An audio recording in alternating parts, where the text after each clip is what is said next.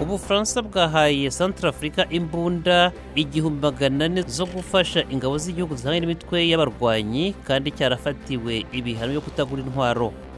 Abadepite 92 kuri 275 b'inteko ishinga amategeko ya Somalia basinye urwandiko rwo kwiguza Perezida Mohamed Abdullah Mohamed ushinjwa kuba akora amasezerano mu ibanga n'ibihugu by'amahanga.